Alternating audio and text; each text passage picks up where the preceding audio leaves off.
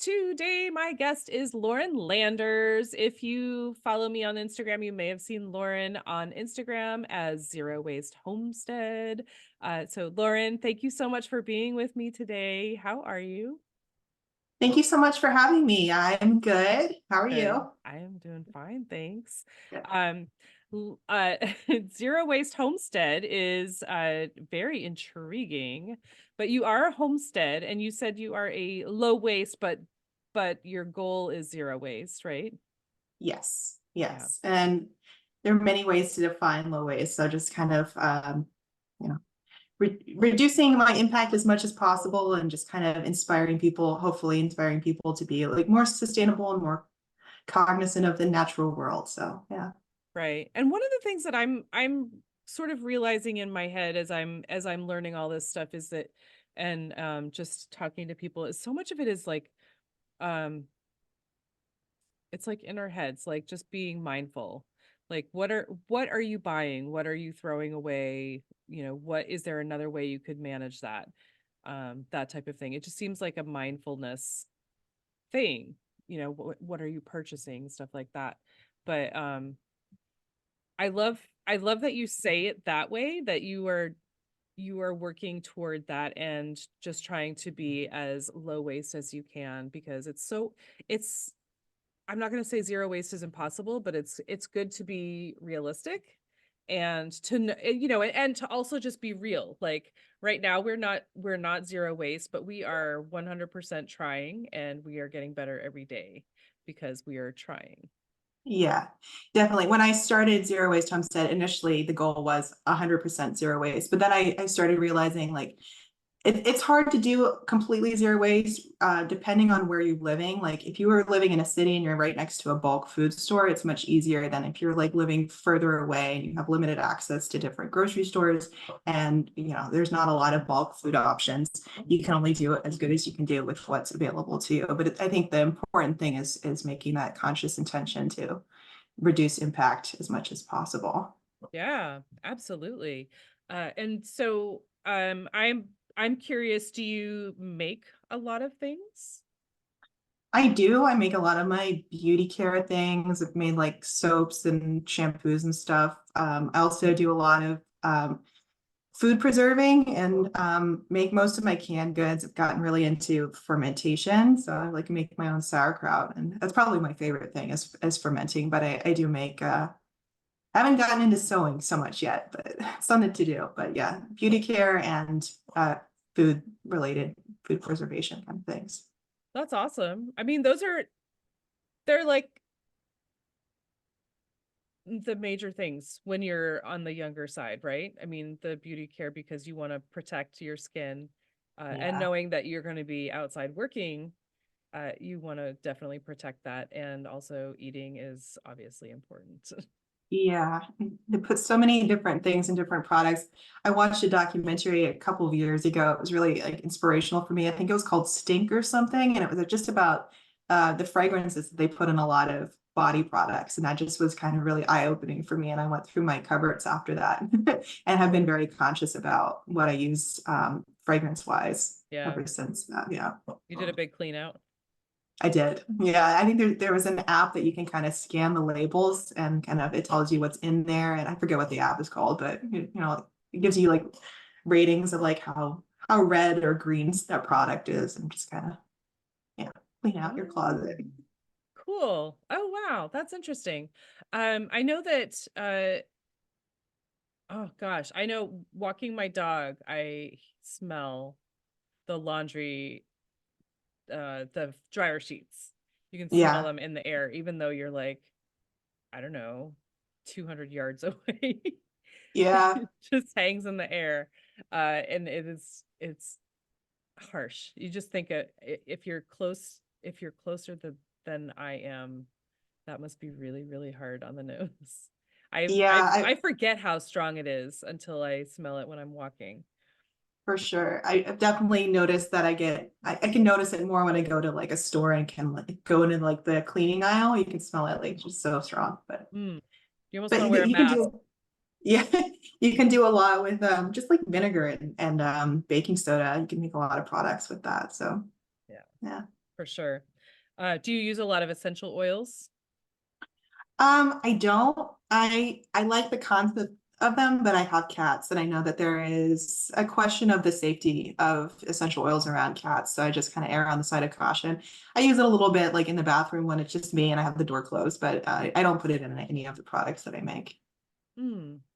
I know that there's hydrosols, which are, I think they have different components. I haven't really gotten into that, and I can't really speak to the safety of that, but I've heard people say that that's a better alternative for people that have pets. Oh, hydrosols? Yeah. I have never heard of that. I thought that it was certain scents that were harsher on their systems, but I believe you better than I believe me. I have a bad That's memory. true.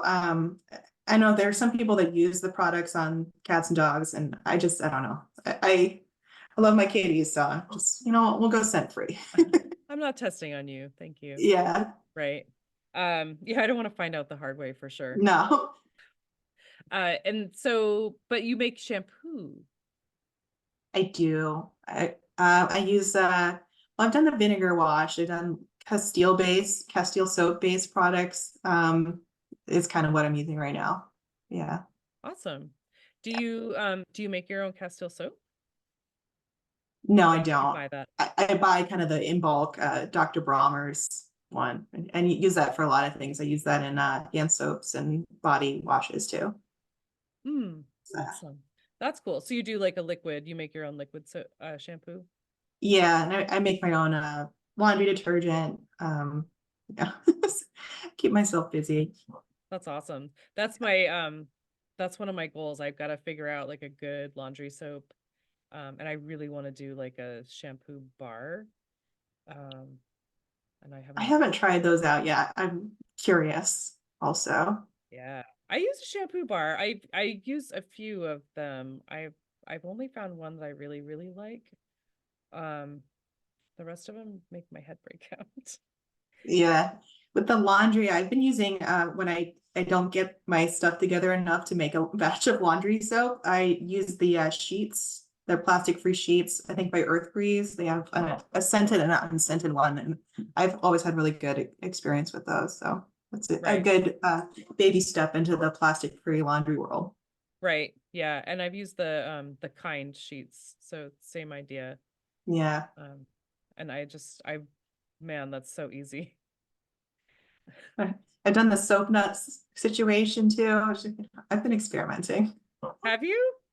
Yeah. Um, and somebody told me, so I think it's the same person has told me twice. So I follow the 𝗔𝗍𝗄𝘁. She's in Germany and she said that, oh gosh, chestnuts. I think it's chestnuts you can use for laundry soap as well. Interesting. I haven't heard that. I heard English ivy has a saponins or something in it. So I've seen people washing their hands with that. It's just it's a little sudsy. That's so Interesting. fun. Yeah. But meanwhile, I just want to, I don't know, I just want to figure something out. Right now I'm just using, we have a refill store in my town, and so I'm using that because I'm I'm not going to say I'm lazy, but I just don't take the time to do that. But I am making soap. I'm making soap. But Yeah. I Good. really want to figure out shampoo bars and laundry soap. Those are my big ones. And we were supposed to talk worms. We were going to talk worms too. Okay. Because Yes. I really want to do you know how to raise mealworms? Um, I haven't done it. I have read about it. I used to have chickens, so I know that I've seen people kind of build mealworm houses out of just like plastics stacking like storage drawers, and they just kind of keep the mealworms in there. And I think they use just kind of like a bran base, and then the mealworms just go about their life cycle, and they just kind of scoop the beetles out and move them kind of up the tower. But I haven't done it myself, but no, Mm. people have had success. Yeah. That is another one of my goals. So these are things that I've like this is one of the my goals for the podcast. Like I want to find someone who's going to teach me how to do these things because I have a hard time with YouTube there's so many different videos and people telling you, and every way is different. I'm like, but I want to find the best way that's going to work for me, and I don't want to try. Yeah. I don't want to test it. I just want to find the good way. How to do mealworms. Yeah, because I just bought some. I've been ordering, and so we just canceled our Amazon Prime. Okay, big Big, step. big step, big step. And I was ordering mealworms 5 pounds a month for like $35, and I just bought some.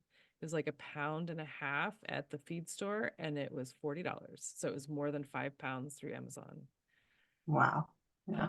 It's like, I have got to figure out how to raise these guys. Is this for chickens or bird feeders? Chickens. Not Yeah. chickens. They love them. They love it. They do. And they're spoiled. And that's my thing. I like to spoil them. Yes. So I can't take them away. I just have to figure out how to either afford them or how to raise them. That's the Because way. I Yeah, the cannot chickens, do $40 for 1.5 pounds. chickens need what the chickens need. It's true. But so you have a worm compost as well? I do. I've been vermicomposting for a number of years now, and I use that kind of supplementally to a 𝗏𝗏𝗂𝐴𝐵𝐺𝑖 bin indoors, and then I have an outdoor cold compost pile. And that setup I've been using that setup for a number of years, and I feel like that works because with the worm bin and with the 𝗏𝗏𝗂𝐵𝐺𝑖, you can compost indoors all winter long, and then you can compost the bigger things like yard clippings and leaves outdoors in a cold compost pile, and just kind of combine the two. So yeah. What's the fancy word that you're using? 𝗏𝗏𝗂𝐵𝐺𝑖 is it's a ancient Korean technique of composting indoors. So you basically have a bucket, an airtight bucket, and you use an inoculated bran. It's inoculated with a beneficial microbe. And then you put your kitchen scraps in there, and you sprinkle the bran on top. And and then you close everything up. It has to be like airtight. And it basically ferments the food in there, kind of like it's the same process that makes sauerkraut. It's a lactic fermentation process. And that creates an acidic compost that basically looks like the food scraps that went in, but structurally it's been changed. So you can then put it outside in your garden. You want to wait like a total of 4 weeks before putting plants near it because it's acidic and it needs the pH to neutralize. But the kitchen scraps are no longer as attractive to pests, so you're less likely to have like coyotes digging in your garden if you pre-compost it with 𝗏𝗏𝗂𝐵𝐺𝑖. And 𝗏𝗏𝗂𝐵𝐺𝑖 also breaks down the food scraps a lot faster than other composting methods. So I really like that one. It fits like right under your kitchen sink. So Like your worms. yeah, both of them are very convenient. Good for people that don't have a lot of outdoor composting space. For sure. Yeah. And that's what I love. That's why I love the worm bin, because people can do that anywhere. If you live in a big city, you could still do that. And people say, I don't have a garden, I can't compost, or I don't have my own lawn, I can't compost, but you can do a worm bin and use that, the worm castings for like container gardening. Yeah, and houseplants. And yeah, composting in urban areas, I think, is going to be like, I think more people are catching on to it. I think a lot of people don't really realize what the impact of just throwing food waste and lawn clippings in the trash is that when these organic materials are broken down in a low oxygen landfill, they don't break down properly and it releases methane. So these food scraps are basically contributing to climate change. Whereas if they break down in an aerobic with air environment, like a compost pile, they're not going to release those methane. So there are just so many benefits of composting, whatever method you choose. But one of the big benefits is it's combating climate change. Hear that, folks? Do it for Yeah. me, because I don't like the heat. Do it for me. Yeah.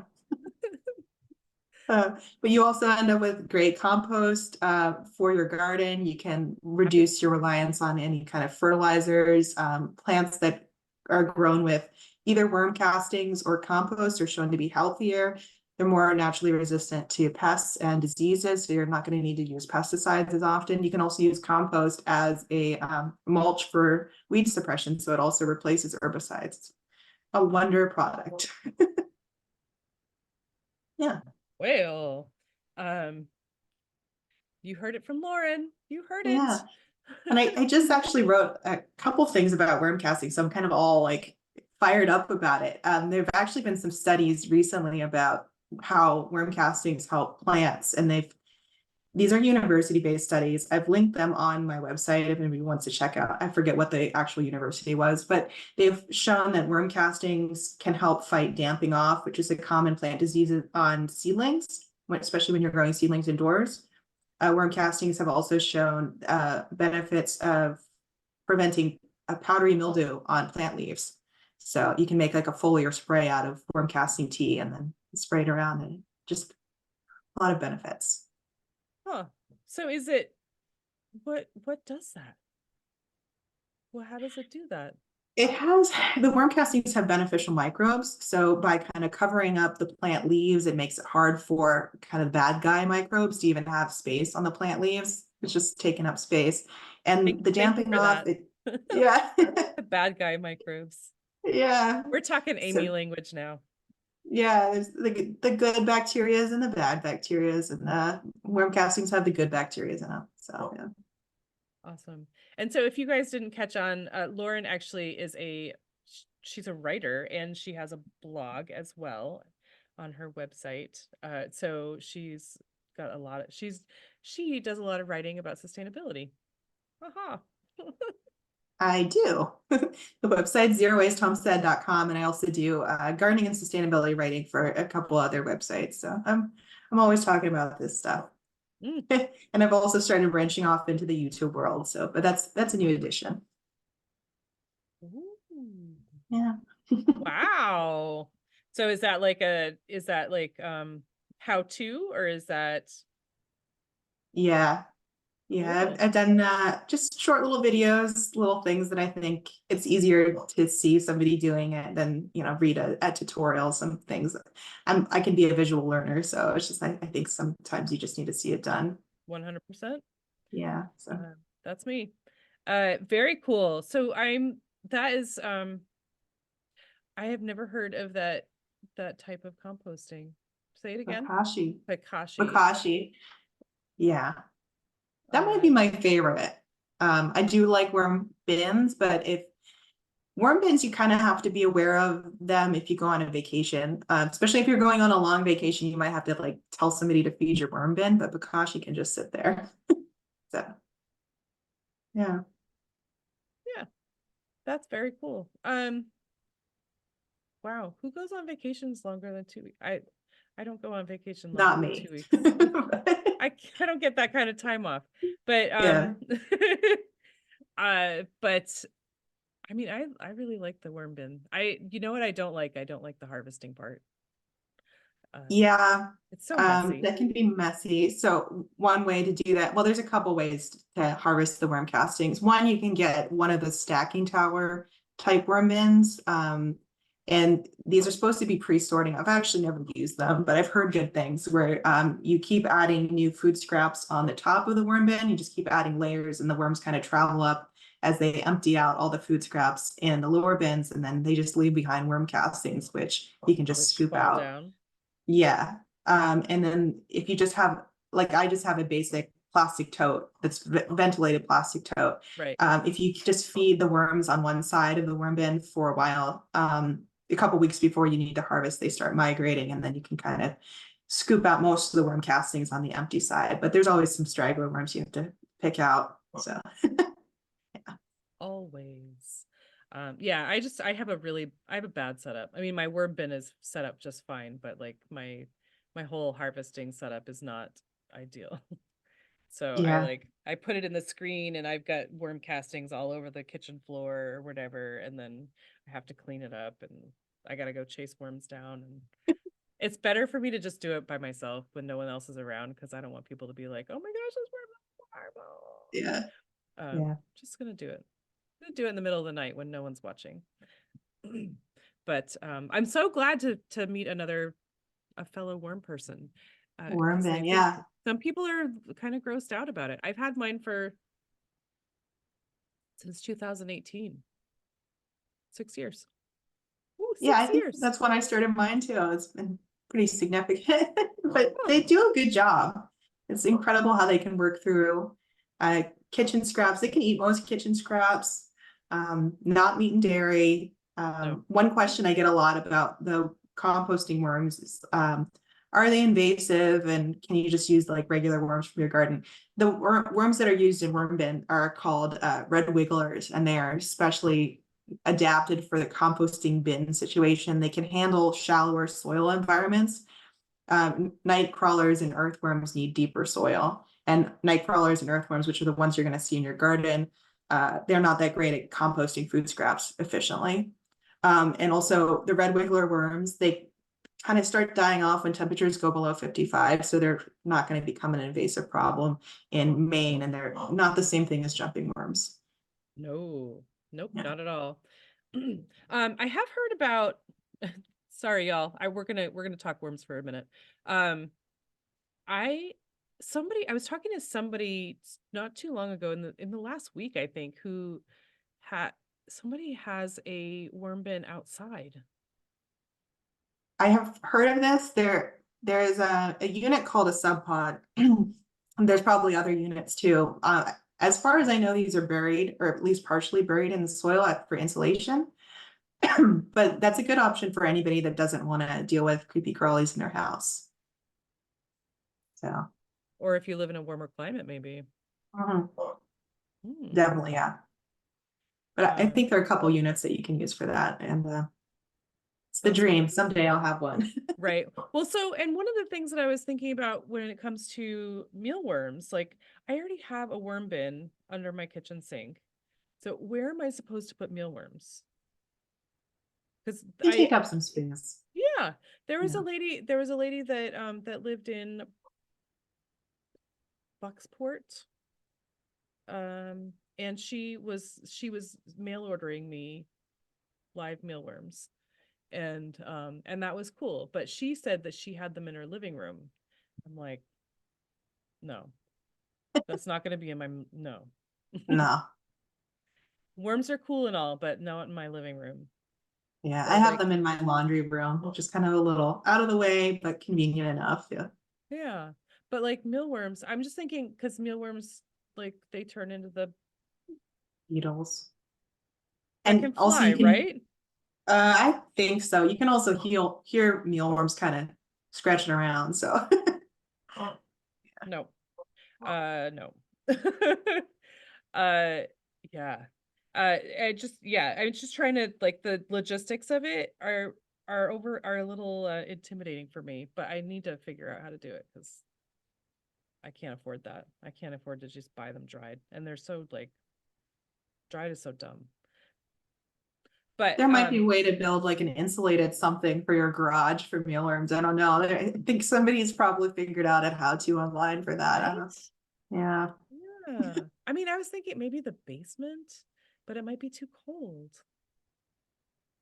Yeah, I think they probably are around the same requirements as the red wigglers, like 55-ish. I don't know. So Anyway, yeah, uh something to look into.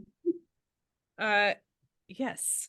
But so, all right, so you make your own soap and shampoo and laundry soap, and you are canning what, and you're canning.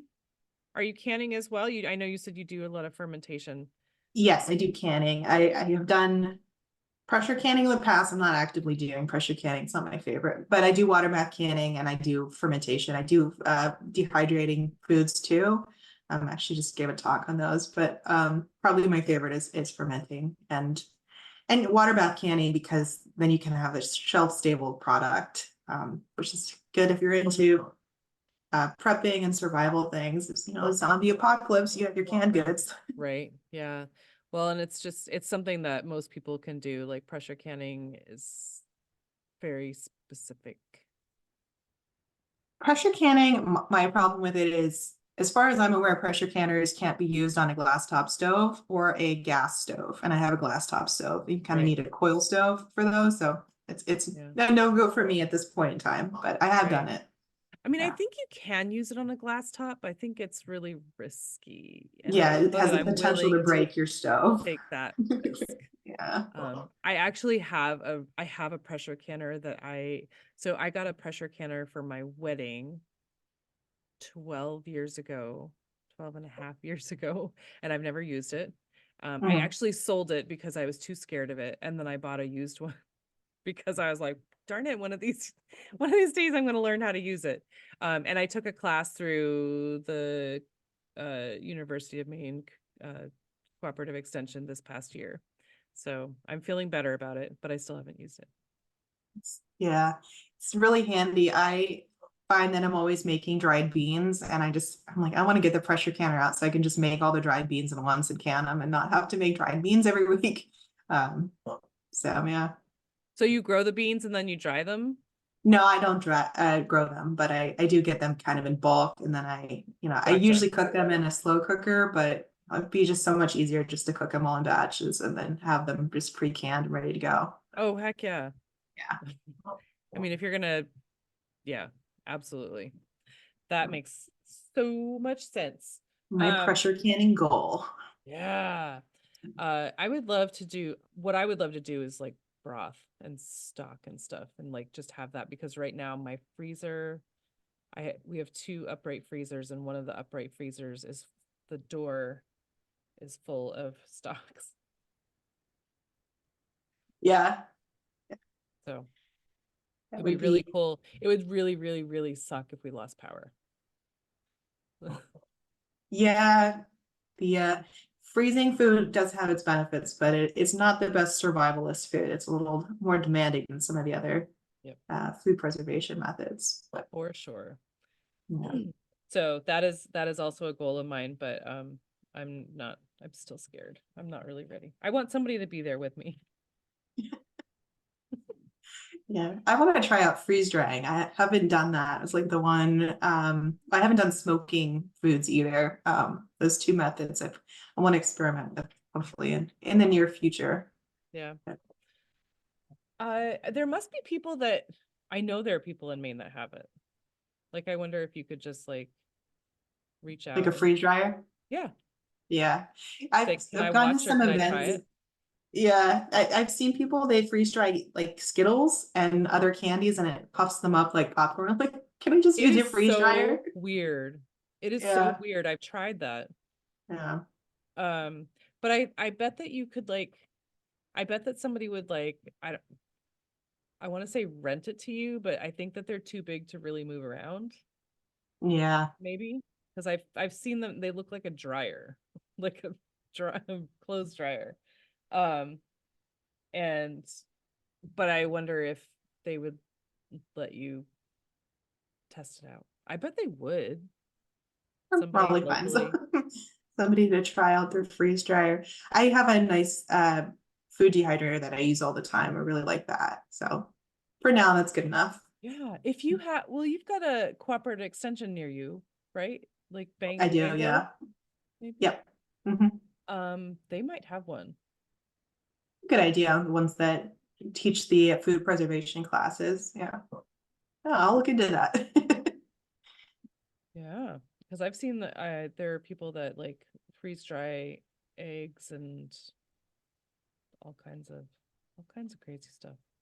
But Ice you're in it for the cream. candy. You want to do the Yeah. To do the science experiments. I'm always doing weird little science experiments that amuse me. that's fun. Yeah. I totally it was very weird. There's a farm near me that that sells it. They call it space candy. And so I got the what did I got? I got taffy, freeze-dried taffy, and I got freeze-dried Skittles. Yeah. I tried them and it was delicious because I have not had candy in so long. But it was also it like it still sticks to your teeth and it's like same old thing. And the Skittles were worse than not worse because they stick to your teeth. Like when they are Skittles, they didn't really stick to your teeth, Oh no, yeah. but it's just like taffy now. Um, but it was Isn't cool. that fun? Yeah. Yeah. Uh, so let's see, gardening. Do you do gardening? I do gardening very often. Very often. Yeah, I'm always doing gardening. I only do organic gardening. Um, Recently I've been kind of doing a lot of content on seed starting and specifically cold stratification and winter sowing, which is relevant for native plants, which is one of my favorite things to talk about. Native plants need to be cold stratified to germinate well. So that's kind of, this is the right time to be doing that. But I also do food gardening and small space kind of urban gardening, that sort of thing. And Oh, that's where that's the food right. preservation comes in too. Yeah. That's right. You just did a post about like send me a note if you want to learn how to do the like bringing in plants, like doing the switcheroo, right? Cold hardening off, was it? Yeah, I just did some stuff on hardening off and yeah. That's right. Okay. Yeah. Um, oh, that's my hard part. I can grow them inside, but then it's the bringing them outside that gets me every time. It's hard because you just want to plant them. It's like you're so excited to move them outside. And also you've been nursing these plants for a couple of months. It's like I'm ready to put them outside, but now you have to harden them off over 1 to 2 week span of time. Usually will do the trick. And I'm just always impatient to move them outside. But Absolutely. yeah, I have some milkweed seeds cold stratifying outside in milk jugs right now. So it's what I've planted so far this year. Awesome. Yeah. Oh, very cool. Because oh yes, because you were talking about pollinators. That was Mm, you do a lot of pollinator planting. Oh, I do. I give some talks on pollinators. I've done stuff with the Trenton Butterfly Garden. They're doing a lot of wonderful things. I've also done some talks at Frenchman Bay Conservancy on pollinators. But I think probably pollinators are my favorite thing to talk about, like hands down, because they're just so important and their populations are diminishing due to a lot of things. And there's just a lot of people we could all just do a little bit in our yards, and that just a little bit that we can do would make a huge difference for pollinators. I follow 𝗙𝗵𝗀𝘀𝘁 and Homegrown National Park, and a lot of his message is like just planting a few pollinator friendly plants in your yard has a collective effect. If we all did it, would be greater than all the national parks combined, right, because it's creating habitat for these pollinators. right. And it's not necessarily having a, like you're saying, not necessarily having a whole garden, but just planting a few to attract them and to Yeah, give just them even something in to an eat. urban area, Yep. a window box with like some black-eyed Susan or some yarrow, coneflowers. Because a lot of what's affecting pollinators is just their ability to travel distances. There's just habitat fragmentation. So just a couple window boxes makes a difference for them being able to like move from space to space and find different fields to forage in. Right. Um, There's just nothing in between. right. Yeah. That makes sense. And it's true. I think you hear from a lot of people that they're like, "Oh, that's so sad that the pollinators are dying off, that there are less every year, blah blah blah." But like, what are we doing about that? Like, and do you realize that it's actually not just sad, it's serious. Like this is a serious thing. This is our food that we're talking about. Definitely, it's definitely a food security issue. And Yeah. I've heard, and I don't know the statistics on it, but I've heard people say that the threat of pollinators is right on par with climate change. Like we need to be talking about this more because our food is really tied up in it. And the things that are affecting them are habitat loss, habitat fragmentation, overuse of pesticides, largely from industrialized agriculture, and also climate change is affecting pollinators too. It's affecting their distribution. So anything we can do to help them, and one of the best things you can do is native plants. Native plants are up to 4 times more attractive to pollinators, and they also, I just posted something about turtleheads, which is a native plant in Maine, has like antibacterial or antiviral properties for bees or something, and like it just strengthens their immune system. It's a native plant. It's just great. I've never even heard of that. I mean, I It's guess that makes sense. We're not growing it because, which is why I haven't heard of it. it's similar to a snapdragon. I think it's actually in the snapdragon family. It has like an odd little flower shape that kind of looks like a turtle head. So yeah, I'm gonna have to look that up. yeah. Huh. So where did you get so smart? Did you go to, Oh, thank you.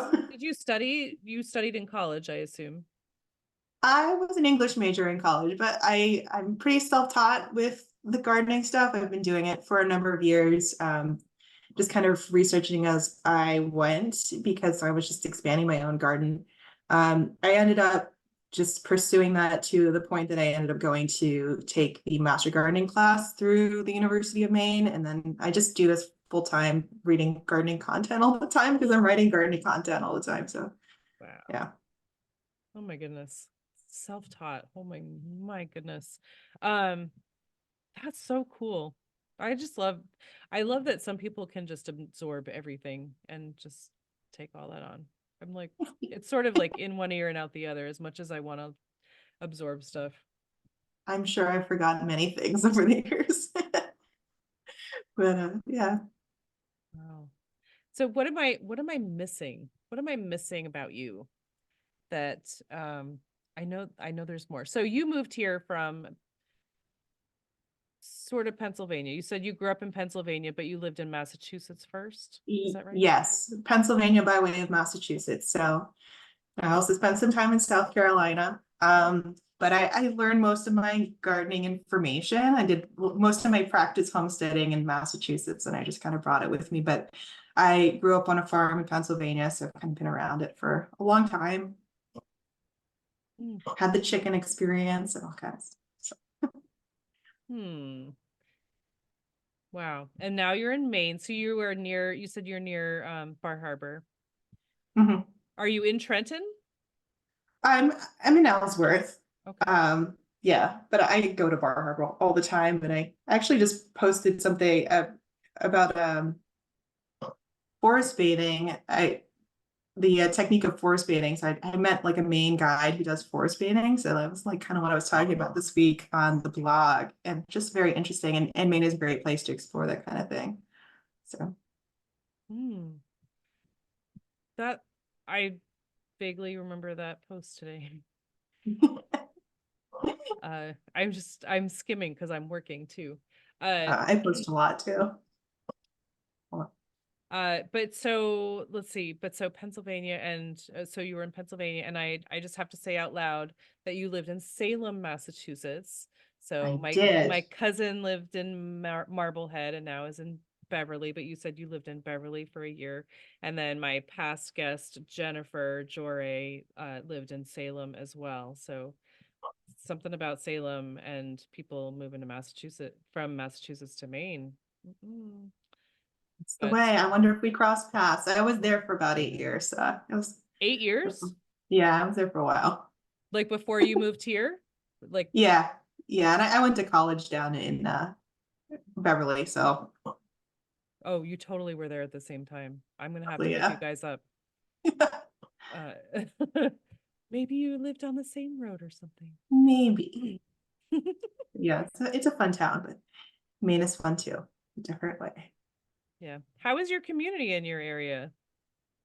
Like, are In they, Maine, yeah, it's good. I do a lot of volunteer stuff with different conservation organizations, so I'm pretty busy with that. I do like some guided hikes and help out with those, and I meet cool people that are very kind of like-minded and into sustainability things. So I'm also like I'm in the master gardener community, so I have some gardener friends. We talk plants a lot. that's awesome. I love that. And it's so cool when you're in a specific sort of niche, the people that you meet are going to be like-minded, obviously, but you get to hang out and kind of follow paths, which is it's just really fun. Yeah, definitely. That's a lot of people doing cool stuff. And I did my so I just got the master gardening certificate in November, so I'm pretty new to it. But I did a lot of my volunteer, you have to do 40 volunteer hours. I did that with the Native Gardens of 𝗚𝗿𝗄𝘄, so that they do native plants. Great resource. Hmm, awesome. I'm trying to think of all the people. I've met so many people now that I'm like, oh, I gotta introduce you to Hannah. She's in Blue Hill. Yeah. But wow. So Tell me something that I don't know about you. I mean, I don't know a lot of things about you, but the things that like Something you don't know. Well, I I I also do fiction writing. So we kind of do fiction and poetry, and I'm just very, I like doing writing. I've been trying to do writing all my whole life, so it's just kind of its own little beast. But awesome. yeah, in my spare time, I kind of do that, do hiking and getting out and seeing nature. And I want to do some more like wildlife related content coming up on the blogs. I've been doing a bird series, which people seem to like. So we're gonna continue that. Oh my gosh, the birders in Maine are woo. Down East Audubon, yeah. We got the birders. I'm on the Maine Birds Facebook page. It's very active. Yeah, I just went on a birding hike, and just the people that go on there, they're just so full of information about the different birds. I was learning about harlequin ducks and just like just random facts about these harlequin ducks, how they eat barnacles. And just like Oh my they god. have more broken bones than any other animal on the planet, is what the guide was saying, because they just like live in like the white waters of Oh my rivers, and then gosh. white waters of crashing like ocean on the rocks on the shore. It's just like the hard life of a harlequin duck. Man, that's rough. Mhm. Yeah, but Huh. And harlequin ducks are really pretty too, right? They have like they are sort of stripy. brown and black and white, and Yeah, look like a little harlequin. But I love the little random nature facts and stuff. I collect them. that's really interesting. Uh yeah, and very specific about the breed. Huh. Yeah, but that's the kind of things you get when you go out with birders. You just random facts. I love that. I mean, I'm really enjoying the bird page because I'm a new birder. I'm actually afraid of birds, but except for my chickens. Except for the chicken. Oh, they're little raptors. They're kind of scary. I'm not I was just gonna say I'm a little bit afraid of my chickens too. They're not super Yeah. friendly, but um Uh, I just give them worms and they're good. Uh pay the chicken toll tax. I know. I was just talking. I've got these little I have these two little silky roosters and they're just tiny and goofy and they like attack my feet every single day and I'm like, "Why are you guys mad at me? Like I'm literally the one that gives you the treats and makes They sure have that you have huge water and personalities. food and yeah. Like I had why don't you like me?" I know. I had Silkies growing up, two roosters, and they would always attack me as a kid. But then my parents would come outside and they would like run the other way because they were like, no, we weren't doing anything. Right. And at the same time you're like you're tiny. Like Yeah. you're not scary, but why are you doing that? Mm. Um, but yeah, so I'm not like I'm not like afraid of them, but I'm not gonna like, put my hands in their face. But I am afraid of birds. But I love watching them. I've got so many birds in my yard. In fact, I this morning I posted that I was I took some video of like I must have been like 30 robins. And I've never seen robins in the winter. I've never noticed that. I always thought that they were like the first sign of spring, but there were a whole crap ton of robins eating crab apples. That's what I thought too. But somebody was just saying that they're not quite as associated with spring around the coast. I don't know. I don't know if that's a climate change thing, but as the Right? temperature is more moderated around the coast, you're more likely to see robins in winter. I see them here too. So, Hmm. and I see ravens a lot, which is, I never saw ravens before moving to Maine, but it's a couple that hang out in the yard. Wow. I don't know that I've ever seen a raven. Uh, I don't know that I could really tell the difference between a raven and a crow. Ravens croak and crows caw. So if you pay attention to them, they have a very weird sound that they make. It's much more guttural. So, yeah. Okay. I will ask them to talk. What do you have to say, Mr. Bird? Um, but yeah, and I've got all the feeders. We don't have a finch feeder because our finches eat birdseed. I don't know why people give them the whatever. The thistle, yeah. Yeah. Yeah, they're not that picky. No, I don't need to I, fight I stuff. they like the sumac that's in the yard here, so they just go after that. Right. Yeah. Yeah, but we've had the juncos lately, and I love watching the juncos. They're super cute. They are just so plump. Fat little bodies. Yeah. Yeah, but so birds, and so I just wanted to I was just looking at your guest form to remind myself, because I know one of the I I ask everyone what is the message that you want people to leave with, and I just don't want to leave without sharing that message. So you had said that even small changes in the way that we garden, homestead, and how we keep our homes can make a big difference for pollinators, wildlife, and the natural world around us. And that, of course, that obviously will affect that that benefits us. All of that benefits us. Yes, definitely. So I think that it's really easy to get kind of discouraged when you're listening to the news, feeling like there's just too much to do. But I think just realizing that those small impacts that we can do have a cumulative effect that is quite large. And whether that is composting or planting a few native plants or just being more conscious about where we're spending our money, it all stacks up. And I think that's a way to not feel overwhelmed by it. It's just kind of like, what can I do today? Just one thing today that's like a step in that direction.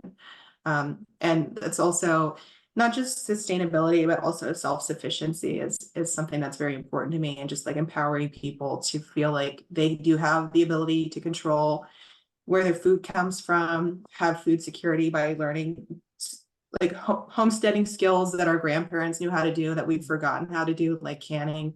I think people get really intimidated by canning, but it is an accessible thing, and it is a way to save a lot of money learning how to do these things that right. can be in your wheelhouse and aren't that hard to learn. Right. Well, I think that's also a really that's a really big seller for the water bath canner, because you don't have to have a water bath canner to do water bath canning. You can just have a Right. big pot, Big and stock pot. right. And so anyone can do that. You don't have to buy special equipment. But to be able to preserve food. Yeah.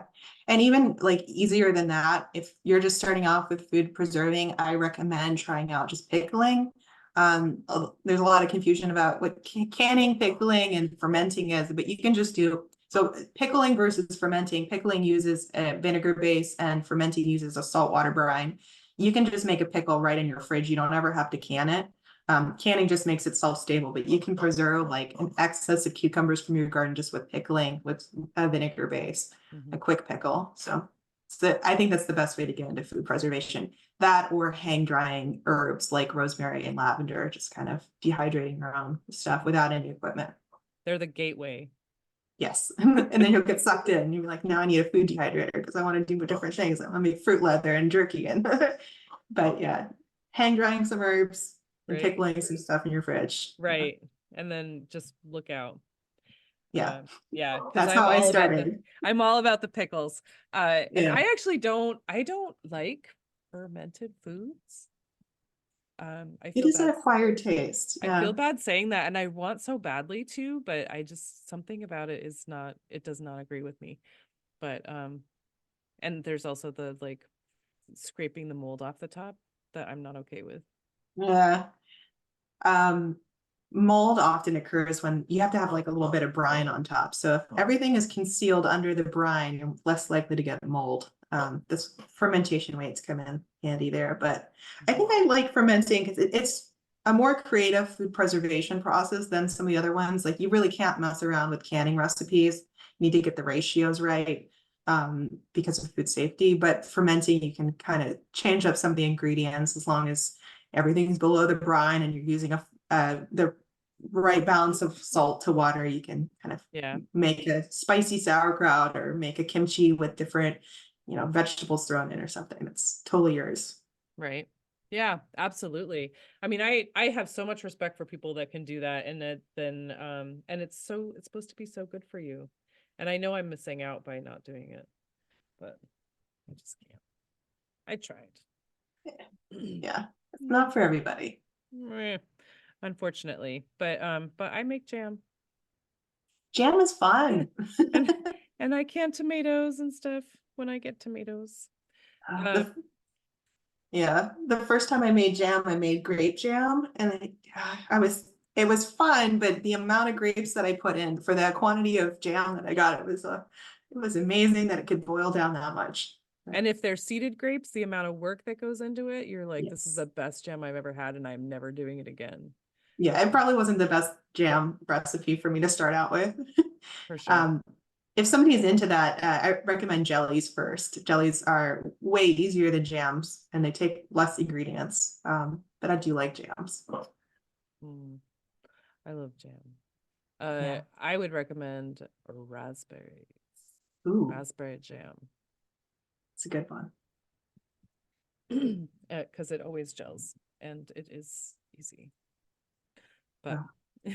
I made a tomato jam one time. That was so good. That was exciting. Yeah. So good. It was not what I expected at all. No. So good though. That might have been my favorite jam ever. Yeah. Crabapple for me was like crabapple jelly was like your grape jam experience. Yeah. Okay. I haven't done crab apples. I want so badly. We have 2 crabapple trees and they make so many crab apples. And I'm like, every year when they start to fall off the trees, I'm like, I gotta pick those. I gotta do something. I'm like, Amy, remember when you made crabapple jelly? Do you remember how miserable you were? How much work that was? But I hate wasting them. Yeah. I hate letting them go to waste. But now, like, we didn't use those crab apples, and now the robins are going to town on them. So there, Well, that's I good. did it for the robins. Win-win. There you go, robins. I did you a favor. Yeah. But so, Lauren, if when I say the word sustainability, I know you've really talked about that a lot, and obviously it's what you do all the time. But like when I say the word sustainability, what does that mean to you? I think it means just being conscious of your everyday actions and just thinking ahead to the future for 10, 20 years, 100 years in the future, but not just for humans, but also for plants and animals, and like just kind of being conscious of like how much we're taking and how much we're giving back, and doing things that are conscious of that. Keep in mind that humans are part of an ecosystem, not necessarily above it or beyond it. We are a part of it, and then acting in such a way that kind of is in alignment with that we are, as the word that people often use is stewards of, plants and animals. And I don't know if I like that word, but we are, interlinked with them, and just being conscious of that. Yeah, we have been sucky stewards if we are stewards. Yeah. Yeah, I love that. And I have to say, like, one of the things that drew me to you is that so many of your messages are so similar to what I'm like aiming for with the podcast. Like when you were saying, we all can just be doing something and just be mindful of what we're doing, and do some composting or recycling, or learn how to take care of our animals or our food or lawns, and plant some pollinator flowers. It doesn't have to be this huge thing, but if everyone is doing something, it's all going to make a difference. And that's, it doesn't have to be overwhelming.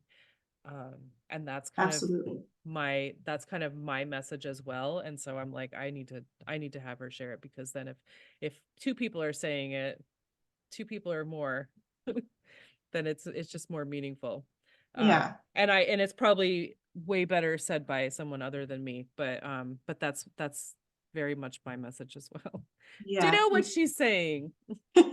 We have more power and say than we think that we do. And just the little daily things that we do are basically us voting with our dollar and our time. So. Yeah, absolutely. But so Lauren, if people are wanting to learn more from you or follow you and see all your cool posts, where can they find you? Well, the number one place would be my blog, 𝗤𝗿cie𝗂𝘁.com. I also am also on Facebook, Instagram, and Twitter. My Instagram is the zero waste homestead, all one word. Twitter is Zero Homestead, and Facebook is just Zero Waste Homestead.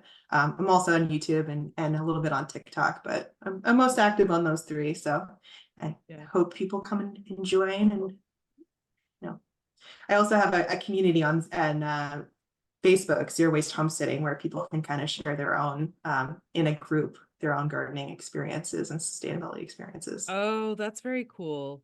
That's very cool. So everyone's learning from each other. Yeah. Fun. And so what's your YouTube? I know it's a newer thing, but what is the It's Zero Waste Homestead. Okay. There's actually two Zero Waste Homesteads on YouTube, but I have my website linked and I have my little logo. So just, the one is me. So you can link to it from your website. Yes. Got it. Okay. And I will have all that information on the show notes. Yay.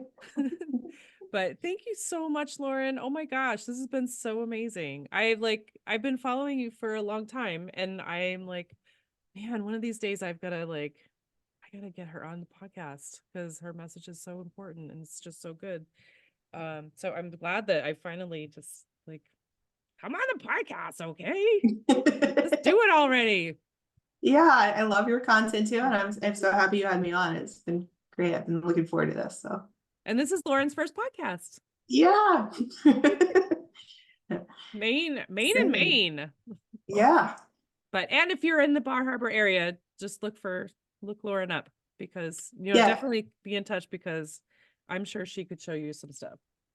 I do have some classes coming up at the Adult Education Center in Ellsworth. I have a fermentation class coming up and some pollinator garden classes in April. So that's right on the Adult Education Ellsworth website. Very cool. Awesome. Yeah. Awesome. So thank you again. Did we forget to mention anything I want to? We talked about worms, we talked about chickens. I think we covered a number of things. I think anything that you wanted to shout out before we just plant more native plants. If there's one thing you can do for pollinators, it's that, and get away from pesticides in your garden if you can. So yeah. Awesome. Perfect. Okay. So I will I'll chat with you guys next time, but Lauren, look her up and learn from Lauren. Yeah, thank you. Zero Waste Homestead. All right. Thank you.